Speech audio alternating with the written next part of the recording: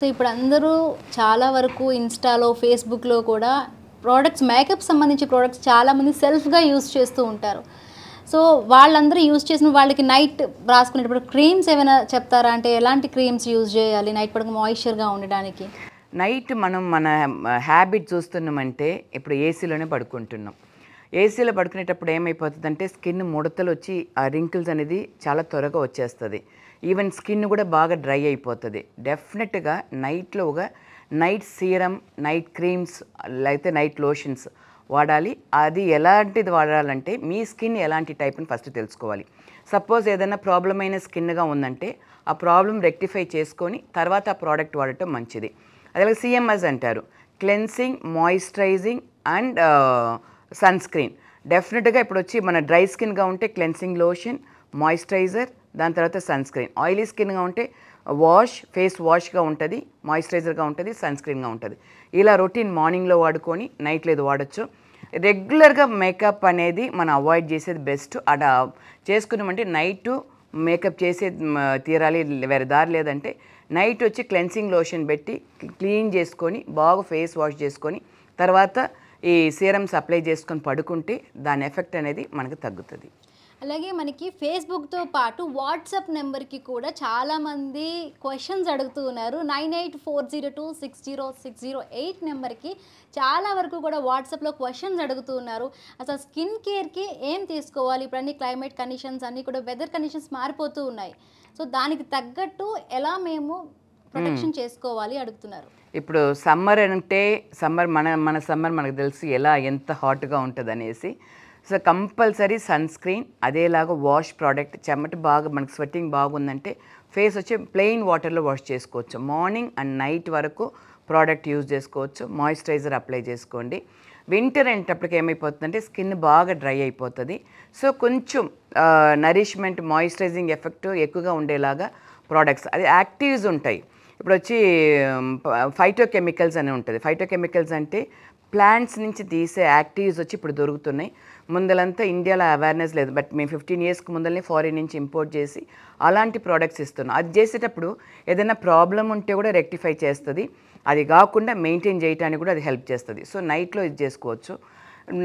Even winter దీంట్లో వచ్చి బాగా డ్రైగా ఉంటుంది. సో డ్రైనెస్ లేకుండా, ఎందుకంటే డ్రైనెస్ ఎక్కువ అవుతే ఏమవుతుందంటే రింకిల్స్ ఎక్కువగా మనకి స్టార్ట్ అవుతుంది, చాలా ఫాస్ట్గా స్టార్ట్ అవుతుంది అన్నమాట. సో మంచి మాయిశ్చరైజర్ నైట్లో అప్లై చేసి పడుకోవటం మంచిది. అంటే మనకి ఇప్పుడు క్లైమేట్ కండిషన్స్ బట్టి కూడా ట్రీట్మెంట్స్ ఉంటాయా అని చాలామంది వ్యూవర్స్ అడుగుతూ ఉన్నారు. క్లైమేట్ కండిషన్స్ అంటే ఇప్పుడు స్కాల్ప్లో చూస్తుంటే ఇప్పుడు స్వెట్ ఎక్కువగా ఉందంటే ఈవెన్ ఫంగల్ ఫార్మేషన్స్, డాండ్రఫ్, లేకపోతే ఏదైనా స్కాల్ప్ ఇన్ఫెక్షన్స్ ఇలాంటివి రావడానికి ఛాన్సెస్ ఉంటుంది. వింటర్ సీజన్లో చాలామందికి సోరియాసిస్ కూడా, కొంతమందికి ఆటోఇమ్యూన్ డిజార్డర్, అది అప్పుడు అవుతుందంటే వింటర్లో అది ఎక్కువగా కూడా ఇది అవుతుంది, అగ్రవేట్ అవుతుంది. సో క్లైమేట్ బట్టి కూడా డెఫినెట్గా ప్రాబ్లమ్స్ అనేది ఉంటుంది, అవుతుంది. సో ఈ మధ్య కాలంలో అబ్బాయిలందరూ కూడా బాల్డ్ హెడ్తో చాలామంది బాధపడుతున్నారు. పెళ్ళి కాకపోవడానికి కూడా మెయిన్ రీజన్ అయితే చాలామంది చెప్తున్నారు. చాలా క్వశ్చన్స్ కూడా వస్తున్నాయి.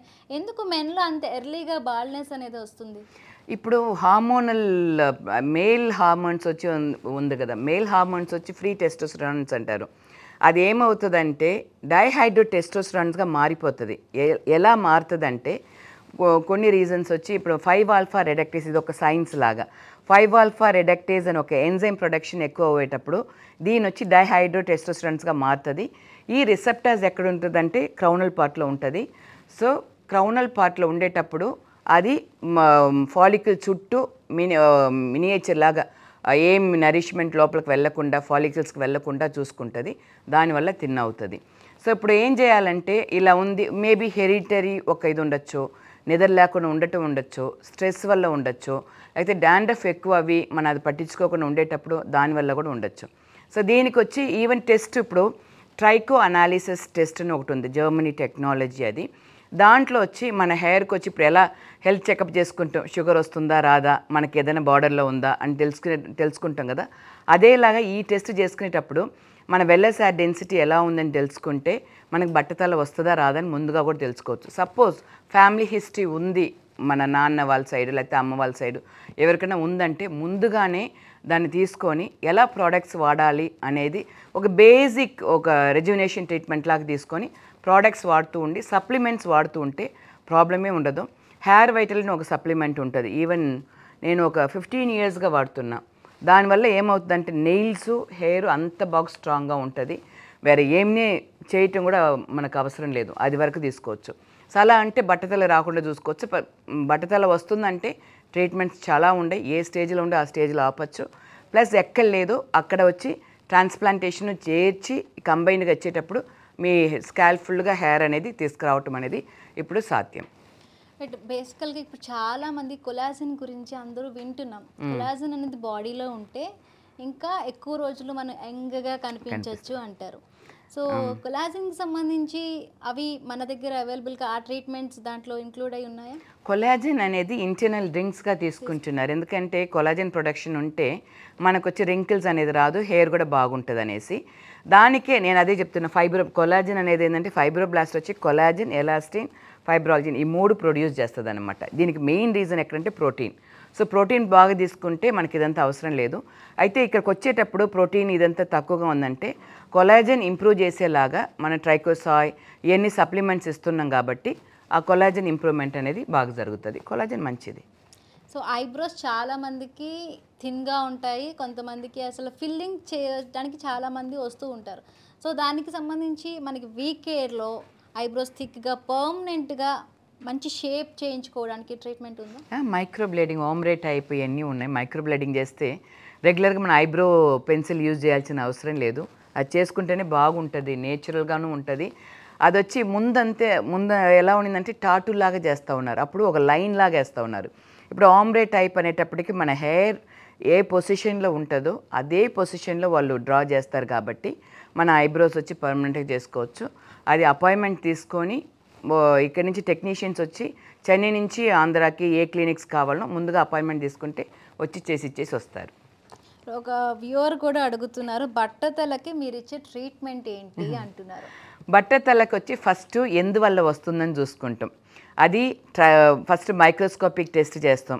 ఒక ఫాలికల్లో 2 to 3 హెయిర్స్ ఉండాలి, అది ఉందని చూసుకుంటాం.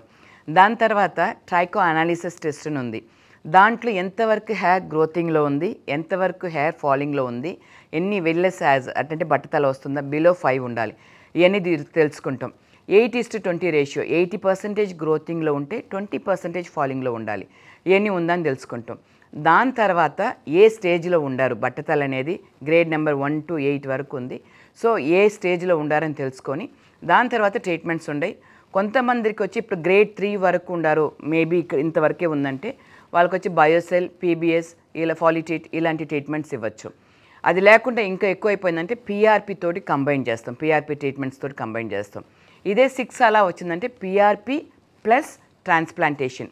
ఇప్పుడు ట్రాన్స్ప్లాంటేషన్ అనేటప్పటికి వీకేర్లో ట్రాన్స్ప్లాంటేషన్ ఎలా ఉంటుందంటే యాక్టివేటెడ్ ఫాలిక్యులర్ ట్రాన్స్ప్లాంటేషన్. అదంటే ఫాలికల్స్ని వచ్చి ఎన్రిచ్ చేసి పీఆర్పీ తోటి ఎన్రిచ్ చేసి తర్వాత ట్రాన్స్ప్లాంటేషన్ చేస్తున్నాం కాబట్టి రిజల్ట్స్ వచ్చి సక్సెస్ఫుల్ రేట్. ఇప్పుడు 8 monthsకి హెయిర్ పెరుగుతుంది, మళ్ళీ మనం పెట్టిన హెయిర్ పెరుగుతుందంటే ఇది వచ్చి 4 to 5 monthsలోనే డిఫరెన్స్ మనం చూడొచ్చు. సో డెఫినెట్గా అన్నిటికీ హెయిర్ సంబంధించిన అన్ని ప్రాబ్లమ్స్కి వీకేర్లో ట్రీట్మెంట్స్ ఉన్నాయి. సో అన్ని హెయిర్ అండ్ స్కిన్కి ఆల్ ప్రాబ్లమ్స్కి వన్ సొల్యూషన్ వీకేర్. సో చాలా బాగుంది. అయితే చిన్నపిల్లలకి చిన్నప్పటి నుంచి చూస్తున్నాం ఈ మధ్యకాలంలో వైట్ హెయిర్ అనేది తొందరగా వస్తుంది. సో ఏంటి రీజన్ అయి ఉంటుంది? వైట్ హెయిర్ అనే దానికి రావటానికి రీజన్ అని చూస్తుంటే న్యూట్రిషన్స్ అన్నమాట. న్యూట్రిషన్స్ డెఫిషియన్సీ ఉండొచ్చు, maybe protein deficiency, again protein, అదేలాగా థైరోజినేస్, అది కూడా వచ్చి మన ప్రోటీన్ ఉండటం వల్ల థైరోజినేస్ అనే ఎంజైమ్ ప్రొడక్షన్ అనేది ఉంటుంది, దీనివల్ల ఉండొచ్చు. మేబీ హెరిడిటరీ ఉండొచ్చు. ఇప్పుడు కొంతమందికి హిమోగ్లోబిన్ డెఫిషియన్సీ ఉంటే కూడా అది కూడా ఉంటుంది, కాపర్ డెఫిషియన్సీ ఉంటే కూడా ఇలా ఉంటుంది. దీనికి ఒక సైన్స్ ఉంది, ఆ సైన్స్ వచ్చి కొంచెం అండర్స్టాండ్ చేసుకుంటే బాగుంటుంది. మన బాడీలో మేబీ స్ట్రెస్ ఎక్కువగా ఉంది, టెన్షన్ ఎక్కువగా ఉందంటే సూపర్ ఆక్సైడ్స్ అనే ఒక ఫ్రీ రాడికల్స్ ఫామ్ అవుతుంది అనమాట. ఈ ఫ్రీ రాడికల్స్ ఏం చేస్తుందంటే ఎక్కడెక్కడ టిష్యూస్ ఉన్నాయో, మేబీ సపోజ్ మెలనిన్ టిష్యూస్ ఉంటే దాన్ని డెస్ట్రాయ్ చేస్తుంది. అప్పుడు మన బాడీ ఏం చేస్తుందంటే ఎస్ఓడి అని ఒకటి ప్రొడ్యూస్ చేస్తుంది. ఆ ఎస్ఓడి ప్రొడ్యూస్ చేసి దాన్ని హైడ్రోజన్, ఆ సూపర్ ఆక్సైడ్స్ అనే ఫ్రీ రాడికల్స్ వచ్చి హైడ్రోజన్ పెరాక్సైడ్గా మారుస్తుంది. హైడ్రోజన్ పెరాక్సైడ్ని ఏం చేస్తుంది, అదేలాగా మన బాడీలో ఉండే ఇంకొక మెకానిజం వచ్చి క్యాటలేజ్ అని ఉంటుంది, దాన్ని వాటర్గా చేర్చి బయటకు పంపిస్తుంది. ఇప్పుడు మన బాడీలో ఎస్ఓడి అండ్ క్యాటలేజ్ రెండు తగ్గిపోవటం వల్ల గ్రే హెయిర్ అనేది వస్తుంది. అప్పుడు వీకేర్లు ఏం చేస్తుందంటే బ్లాక్ హెయిర్ ఫార్ములాలో ఎస్ఓడి లాగా ఇంకొక ఇంగ్రీడియంట్ అదే చేరుస్తున్నాం, క్యాటలేజ్ చేర్చి ఎక్స్టర్నల్గానే ఇస్తున్నాం, ఇంటర్నల్గానే ఇస్తున్నాం. కాబట్టి సో మన బాడీలో ప్రొడ్యూస్ అవ్వకుండా గ్రే హెయిర్ వస్తుందంటే ఈ వచ్చి సప్లిమెంట్ తీసుకునేటప్పుడు ప్రీమెచ్యూర్ గ్రే హెయిర్ వచ్చి మనం రివర్స్ చేసుకునే దానికి చాలా ఇది ఉంది.